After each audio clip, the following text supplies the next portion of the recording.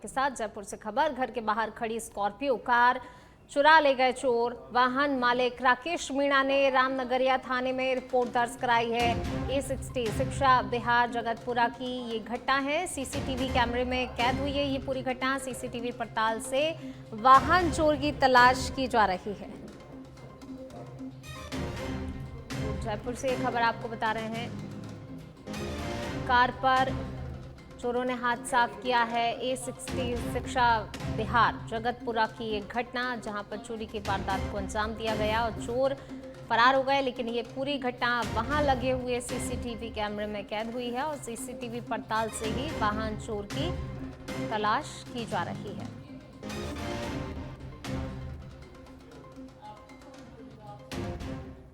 बढ़ेंगे आगे, बात अगली खबर की। जयपुर से खबर। आरबीआई में जमा हुए 500 के 82 नकली नोट। AU small finance bank Heerapath Mansarovar के ब्रांच ऑपरेशन राहुल खंडेलवाल ने मुकदमा दर्ज कराया है। गांधीनगर थाना में मुकदमा नंबर 127/2026 दर्ज करवाया गया है। आरोपी विक्रम कुमार के खिलाफ तहरीर दी गई है।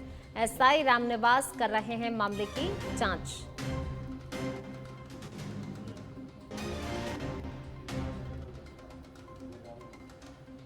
जयपुर से खबर आपको बता रहे हैं। देखिए, इस पूरे मामले की जांच एसआई फिलहाल कर रहे हैं। जयपुर से ये खबर।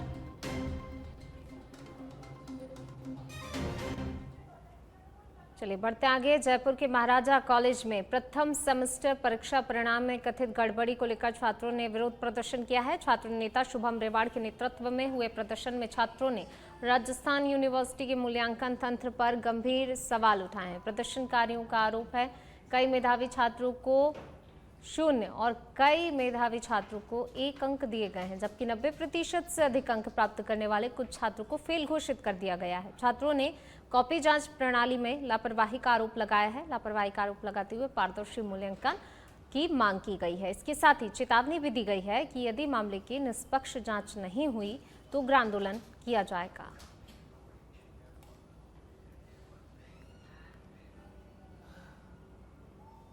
और अब खबर है बांसवाड़ा से, जहां जिले के अर्थूना थाना क्षेत्र स्थित संगमेश्वर में हुए दर्दनाक नाव हादसे में लापता युवक जयस का शव करीब 50 घंटे बाद नदी से बरामद कर लिया गया है। सिविल डिफेंस की टीम ने लगातार सर्च ऑपरेशन चलाते हुए कड़ी मशक्कत के बाद शव को बाहर निकाला है।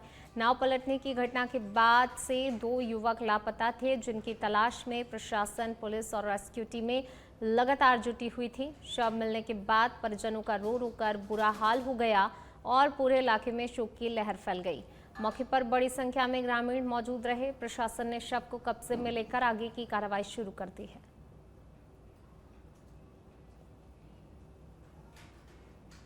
झुंझुनू जिले के सरकारी और निजी अस्पतालों में गुरुवार को फायर सेफ्टी को लेकर व्यापक मॉक ड्रिल आयोजित की गई। बढ़ती गर्मी के चलते शॉर्ट सर्किट और एसी ब्लास्ट जैसी संभावित घटनाओं को देखते हुए स्वास्थ्य विभाग ने जिले भर के अस्पतालों में अग्नि सुरक्षा व्यवस्थाओं की जांच की। इस दौरान आग लगने की काल्पनिक स्थिति बनाकर मरीजों को सुरक्षित बाहर निकालने, रेस्क्यू ऑपरेशन चलाने और फायर सेफ्टी सिस्टम की कार्यक्षमता का परीक्षण किया गया। चिड़ावा के राजकीय उपजिला अस्पताल में आयोजित मॉक ड्रिल के दौरान सायरन बजाकर आपात स्थिति का माहौल बनाया गया, जिसमें कि वार्ड बॉय, नर्सिंग स्टाफ और अन्य कर्मचारियों ने मरीजों को सुरक्षित बाहर निकालने का अभ्यास किया। पीएमओ डॉक्टर नितेश जांगड़ ने बताया कि 4 से 10 मई तक जिले में फायर सेफ्टी वीक मनाया जा रहा है, जिसकी थीम सुरक्षित विद्यालय, सुरक्षित अस्पताल एवं अग्नि सुरक्षा के प्रति जागरूक समाज है। उन्होंने कहा कि इस अभ्यास से अस्पतालों की आपदा प्रबंधन क्षमता और स्टाफ की तत्परता को परखा गया, जो कि पूरी तरह सफल रहा। गर्मियों में इतना टेम्परेचर बढ़ा हुआ है जिससे आगजनी की घटना काफ़ी हो रही है। कहीं एसी के कंप्रेसर फट रहे हैं, कहीं लूज वायरिंग से आग लग रही है।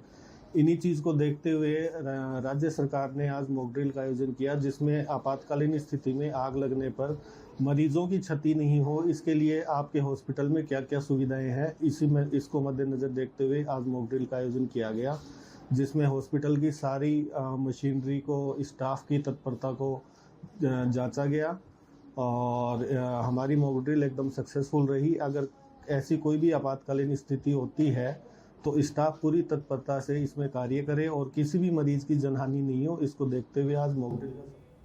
चलिए बढ़ते आगे। सुमेरपुर के तखतगढ़ नगरपालिका सभागार में भारत की जनगणना 2027 को लेकर 3 दिवसीय प्रशिक्षण कार्यक्रम का गुरुवार को शुभारंभ हुआ। प्रशिक्षण में प्रगणकों और सुपरवाइजर्स को प्रथम चरण मकान सूचीकरण एवं मकानों की गणना से जुड़े दिशा निर्देश दिए गए हैं। मास्टर ट्रेनर पूरन कुमार और विक्रम जानी ने बताया, 16 मई से 14 जून 2026 तक फील्ड सर्वे किया जाएगा। कर्मचारियों को घर घर जाकर परिचय पत्र दिखाने, शिष्टाचार पूर्वक जानकारी लेने और नागरिकों से सहयोगात्मक व्यवहार करने के निर्देश दिए गए हैं। इस बार जनगणना प्रक्रिया पूरी तरह डिजिटल होगी, जिसके तहत जानकारी ऑनलाइन अपडेट की जाएगी। प्रत्येक प्रगणक के पास स्मार्टफोन होना अनिवार्य रहेगा। प्रशिक्षण में साइबर फ्रॉड से बचाव और डेटा सुरक्षा को लेकर भी विशेष सावधानी बरतने के निर्देश दिए गए हैं। वहीं कार्यक्रम में नगरपालिका ईओ और नगर जनगणना अधिकारी मगराज चौधरी सहित कई कर्मचारी मौजूद रहे। सेंसस डिपार्टमेंट से जो है मैसेज आता है, वो पर्टिकुलर जो परिषद का नाम होता है वो RGCEN से शुरू होता है। कोई भी मतलब साइबर ठग या ऐसा मतलब जो साइबर ठगी करने वाला व्यक्ति किसी गलत मैसेज को नहीं भेजे। इस कारण से सेंसस डिपार्टमेंट बहुत ही जागरूक है और मैसेज के पर्टिकुलर कोड निर्धारित किया, उसी के माध्यम से मैसेज प्राप्त हो सकते हैं और इसके लिए सबको जागरूक करने के लिए कहा जा रहा है। क्या लोगों से क्या अपील रहेगी इसको लेकर? लोग जो है अधिक से अधिक स्वगणना करें, ताकि अगर बिजी शेड्यूल में भी यदि वहां पर जब प्रगणक आए, ज्यादा समय नहीं दे पाए और जो घर पर सही ढंग से उत्तर देने वाला नहीं हो, तो यदि स्वगणना की गई होगी तो वहां पर प्रगणक को भी सहायता रहेगी और आपके लिए भी सुविधा रहेगी। ऑनलाइन भी क्या इस हो जाएगी? बिल्कुल, ये स्वगणना जो ऑनलाइन ही हो रही है और भारत की पहली डिजिटल जनगणना है। आम आदमी कर सकता है क्या ये? बिल्कुल आम आदमी कर सकता है। इसका मतलब सामान्य परिवार कर सकता है। जो है आपका sc.census.gov.in साइट है, उसके माध्यम से इसको किया जाए। दौसा शहर के गांधी तिराहा स्थित पुराने बस स्टैंड के पास गुरुवार को एक बेकाबू कार ने डेयरी बूथ सहित 4 कियोस्क को टक्कर मार दी। हादसे में डेयरी बूथ पूरी तरह क्षतिग्रस्त हो गया, जबकि 3 अन्य कियोस्क भी नुकसानग्रस्त हो गए। प्रत्यक्षदर्शियों के अनुसार कार तेज रफ्तार में थी और अचानक अनियंत्रित होकर दुकानों में जा घुसी। घटना के बाद मौके पर लोगों की भीड़ जमा हो गई। हालांकि गनीमत रही कि उस समय वहां ज्यादा लोग मौजूद नहीं थे, जिससे बड़ा हादसा टल गया। पीड़ितों ने कोतवाली थाने में शिकायत दर्ज कराई है। पुलिस मामले की जांच कर रही है।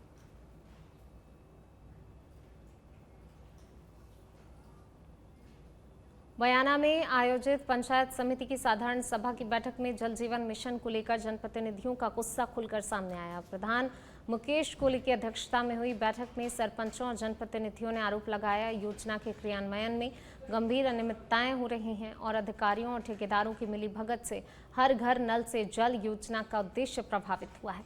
कई गांवों में पानी की टंकियां बन जाने के बावजूद अभी तक जलापूर्ति शुरू नहीं हो सकी है, जबकि कई स्थानों पर पाइपलाइन लीकेज और सड़क खुदाई के बाद पुनर्निर्माण न होने से ग्रामीणों को भारी परेशानी झेलनी पड़ रही है।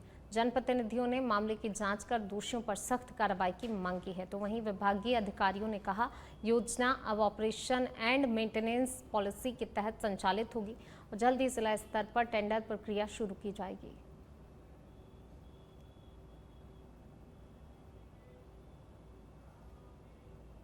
आबू रोड रेलवे स्टेशन परिसर स्थित पार्किंग स्थल पर सड़क सुरक्षा और यातायात जागरूकता को लेकर विशेष कार्यक्रम आयोजित किया गया।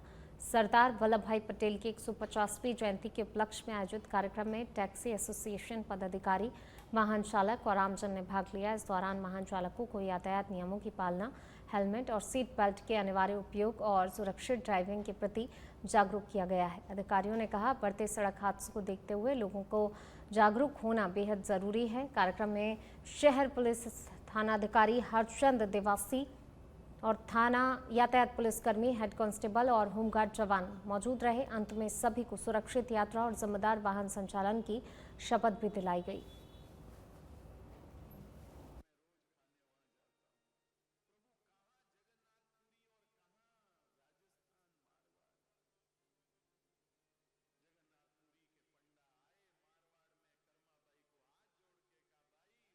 सरमथुरा क्षेत्र के आंगई थाना पुलिस ने जीवन रक्षा सड़क सुरक्षा अभियान के तहत जन जागरूकता कार्यक्रम चलाया। इस दौरान थानाधिकारी कृपाल सिंह ने वाहन चालकों को यातायात नियमों की पालना करने की समझाइश दी। उन्होंने वाहन चलाते समय सीट बेल्ट लगाने, दोपहिया वाहन पर हेलमेट पहनने, ओवर स्पीड से बचने और नशे में वाहन नहीं चलाने सहित अन्य नियमों की जानकारी दी। थानाधिकारी ने कहा, छोटी सी लापरवाही भी बड़े हादसे का कारण बन सकती है। अभियान के दौरान पुलिसकर्मियों ने राहगीरों को पैम्पलेट वितरित कर सड़क सुरक्षा का संदेश दिया। पुलिस ने बताया, अभियान का उद्देश्य सड़क हादसों में कमी लाना और आमजन को यातायात नियमों के प्रति जागरूक करना है। साथ ही नियमों का उल्लंघन करने वालों के खिलाफ कार्रवाई की चेतावनी दी गई है।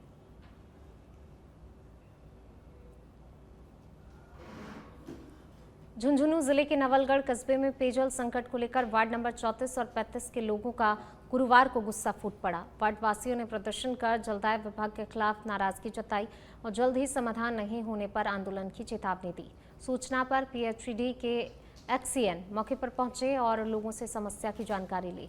इस दौरान वार्ड वासियों ने अधिकारियों को पानी सप्लाई व्यवस्था की खामियां बताते हुए पाइपलाइन रूट वाल्व बदलने और लाइन कनेक्शन सुधारने के सुझाव दिए। वार्डवासी अनिल शर्मा ने बताया, करीब 3 साल पहले लगाए गए ट्यूबवेल को पुरानी सप्लाई लाइन में जोड़ने के बजाय सीधे पानी की टंकी से जोड़ दिया गया, जिससे समस्या और ज्यादा बढ़ गई है। लोगों का आरोप है, पिछले 6 महीने से रोजाना केवल 10 मिनट पानी की सप्लाई हो रही है, जिसमें मटमैला और बदबूदार पानी आता है। वार्डवासियों ने ट्यूबवेल लाइन को पुरानी सप्लाई लाइन से जोड़ने की मांग करते हुए सोमवार तक समाधान नहीं होने पर बड़ा आंदोलन करने की चेतावनी दी है।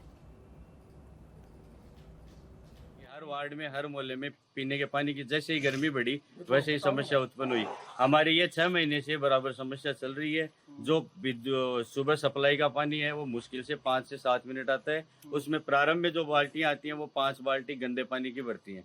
उसके बाद में पानी आता है वो भी स्मेल मारता है। ये जिस ट्यूबवेल के पास अपन खड़े हैं, जो उच्च अधिकारी यहाँ आए हुए हैं, इनको मैं पहले आपको चैनल के माध्यम से बता रहा हूँ और इनको भी बता दिया है कि 3-3.5 साल पहले डॉक्टर राजकुमार जी शर्मा के द्वारा ये ट्यूबवेल स्वीकृत की गई थी और ये ट्यूबवेल हम लोगों के लिए, हम वार्डवासियों के लिए इसीलिए दी गई थी कि घर घर में पानी की व्यवस्था सुचारू हो सके, परंतु इन लोगों ने आज तक इस ट्यूबवेल के झुंझुनू में निजीकरण ठेका प्रथा के विरोध में अजमेर विद्युत वितरण निगम श्रमिक संघ की ओर से राजस्थान विद्युत श्रमिक महासंघ के प्रांतीय आह्वान पर एससी कार्यालय परिसर में धरना प्रदर्शन किया गया। इस दौरान बड़ी संख्या में बिजली कर्मचारियों ने भाग लेते हुए अपनी 27 सूत्रीय मांगों को लेकर मुख्य अभियंता शेषराम मील को ज्ञापन सौंपा। प्रदर्शनकारियों ने आरोप लगाया, सरकार सार्वजनिक महत्व के बिजली जैसे क्षेत्रों का लगातार निजीकरण कर रही है, जिससे कि न केवल कर्मचारियों का शोषण हो रहा है बल्कि उपभोक्ताओं पर भी इसका प्रतिकूल प्रभाव पड़ेगा। जिला महामंत्री सुरेश कुमार शर्मा ने कहा, ठेका प्रथा भ्रष्टाचार को बढ़ावा देती है और लंबे समय से उठाई जा रही मांगों पर अब तक गंभीरता से ध्यान नहीं दिया गया है। कर्मचारियों ने चेतावनी दी है, यदि उनकी मांगें जल्दी पूरी नहीं की गई तो आंदोलन को और अधिक उग्र किया जाएगा। राजस्थान विद्युत श्रमिक संघ महासंघ के आह्वान पर निजीकरण के विरोध में सहित 27 सूत्रीय मांग पत्र के लिए धरना प्रदर्शन आंदोलन किया जा रहा है। इससे पहले 22 अप्रैल को हमने झुंझुनू जिले के 24 सहायक अभियंता कार्यालय में आईएन के माध्यम से चेयरमैन साहब को मांग पत्र भिजवाकर ठेका प्रथा निजीकरण बंद करने की मांग की थी, लेकिन निगम प्रशासन ने कोई सुनवाई नहीं की, जिससे बिजली कर्मचारियों में आक्रोश की स्थिति है। आज हमने झुंझुनू जिले के बिजली कर्मचारियों ने अधीक्षण अभियंता कार्यालय में धरना दिया है।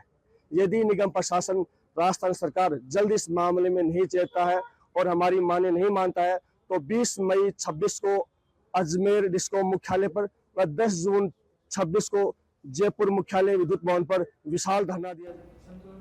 अलवर जिले के गोविंदगढ़ कस्बे में पटाखा बुलेट मोटरसाइकिल को लेकर हुए विवाद ने उस समय हिंसक रूप ले लिया जब पुलिस 2 युवकों को समझाइश के बाद थाने लेकर आई। जानकारी के अनुसार युवक लगातार बाइक से पटाखे फोड़ रहे थे, जिसकी शिकायत पर पुलिस ने कार्रवाई की। थाने में परिजन और ग्रामीण युवकों को छुड़ाने पहुंचे, जिससे कि तनाव बढ़ गया। भीड़ ने पुलिस पर पथराव कर दिया और थाने परिसर में खड़े वाहनों में तोड़फोड़ की।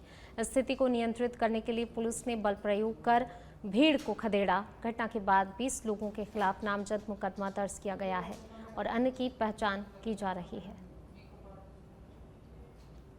एक बुलेट पटाखा बाइक जो है उसके ऊपर 2 लड़के सवार थे। उनकी बाइक जो है वो एएसआई द्वारा जो है वहाँ पर जब्त की गई और थाने पे लाई गई। इस पे कुछ ही देर बाद जो है समवेयर अराउंड 11:20 के करीब जो है आसपास में जितने भी सिख लड़के थे, क्योंकि जो बाइक थी वो एक सिख लड़के को बिलोंग करते थे, तो वो जितने भी जने थे वो लोग वहाँ पर 50-60 के हुजूम के अंदर आए और एकदम से जो है तेज उत्तेजित होकर एजिटेट करने लग गए कि हमारी बाइक को क्यों जब्त किया गया।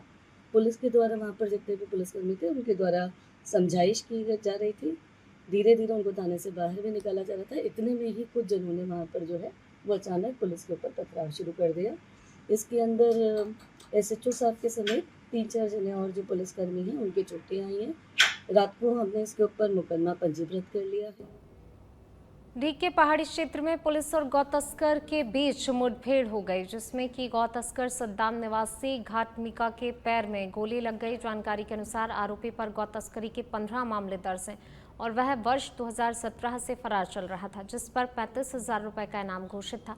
पुलिस को देखते ही आरोपी ने फायरिंग की, जिसके जवाब में पुलिस ने भी कार्रवाई की और उसे दबोच लिया। मौके से 315 बोर का देसी कट्टा और 10 जिंदा कारतूस बरामद किए गए हैं। ये कार्रवाई जिला SP शरण कंबले के निर्देशन में की गई है।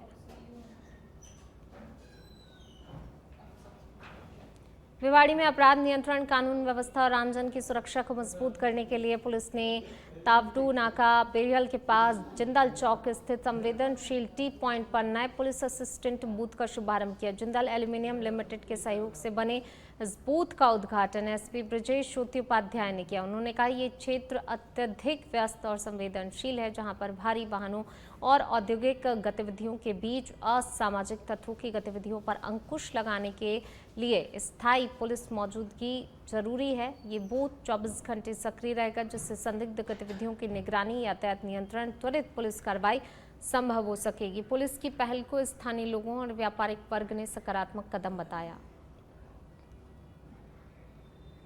एक इम्पॉर्टेंट पॉइंट है जिंदल चौक जिसको बोलते हैं, यहाँ पर टी पॉइंट है और इधर हरियाणा का बॉर्डर शुरू हो जाता है। हमारी नाकाबंदी भी लगी रहती है, तो जिंदल कंपनी के सहयोग से हमने एक आउटपोस्ट यहाँ पे उन्होंने स्थापित किया है, जिसपे हम पुलिस का प्रेजेंस लगाएंगे, जिससे कि यहाँ पे जो भी छोटे मोटे क्राइम या उस तरह के असामाजिक तत्वों का प्रेजेंस रहता है उस पर हम कंट्रोल करें और थोड़ी अच्छी पुलिसिंग इधर भी एक लोगों को देखने को मिले।